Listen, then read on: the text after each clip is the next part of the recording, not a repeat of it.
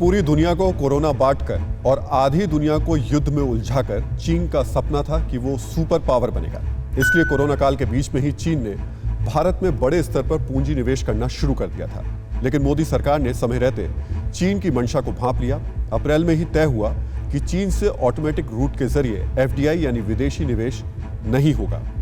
तब इस बात पर भी चर्चा हुई थी कि इसकी कोई सीमा तय नहीं की जाएगी, जिसके तहत अधिक सीमा का निवेश होने पर उसे पहले सरकार की मंजूरी लेनी होगी।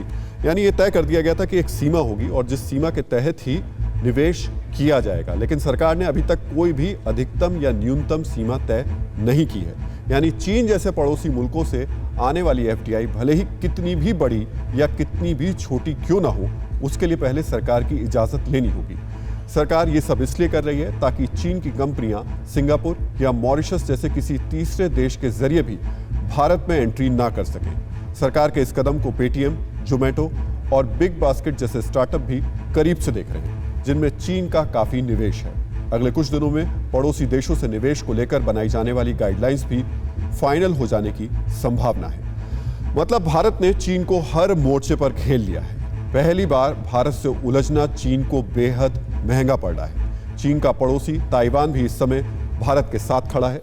इसीलिए चीन ने भारत को धमकी दी है कि अगर कमांडर लेवल बातचीत में भारत चीन के सामने ताइवान का मुद्दा उठाएगा तो भारत को बड़ी कीमत चुकानी होगी। और इस सब के बीच चीन ने ताइवान सीमा पर भी युद्ध की तैयारी कर ली है। मतलब युद्ध का दूसरा ट्रिगर पॉइंट बन गया ताइवान चीन बॉर्डर।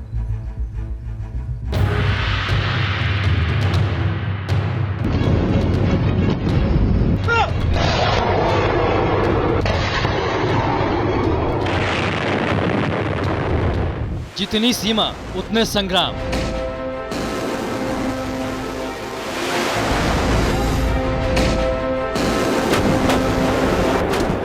जहां बॉर्डर वहां बवाल।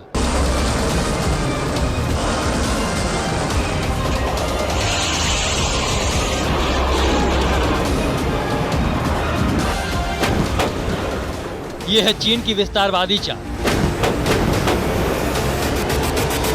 ताइवान से लगती सीमा पर चीन ने DF-17 हाइपरसोनिक मिसाइल और S-400 एयर डिफेंस सिस्टम को तैनात किया।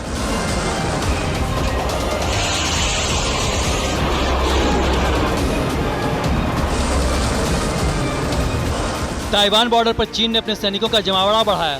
अपने ताकतवर हथियारों की तैनाती कर ताइवान को फिर से धमकाने लगा है ड्रैगन।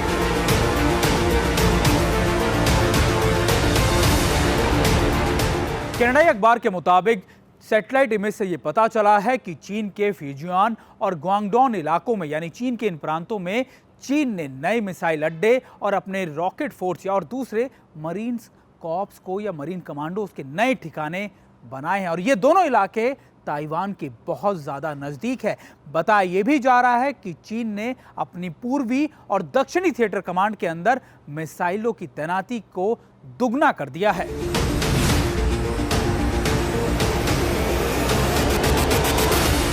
चीन ने पहले से ताइवान से सटी सीमा पर DF-11 और DF-15 मिसाइलों को तैनात किया हुआ है। अब इन पुरानी पड़ चुकी मिसाइलों की जगह अपनी हाइपरसोनिक मिसाइल DF-17 को तैनात किया है, जो लंबी दूरी तक सटीक निशाना लगाने में माहिर है।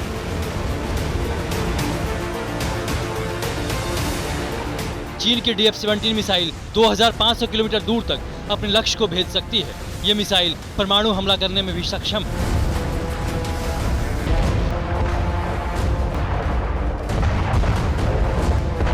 चीन ने ताइवान से लगी सीमा पर रूस से खरीदी गई S-400 एयर डिफेंस सिस्टम को भी तैनात किया है, जिसका शक्तिशाली रडार 600 किलोमीटर दूर से ही ताइवानी सीमा के मिसाइलों, ड्रोन और लड़ाकू विमानों को पता लगा सकता है। और इसमें लगी मिसाइलें ताइवान के किसी भी लड़ाकू विमान को मार गिराने में सक्षम है।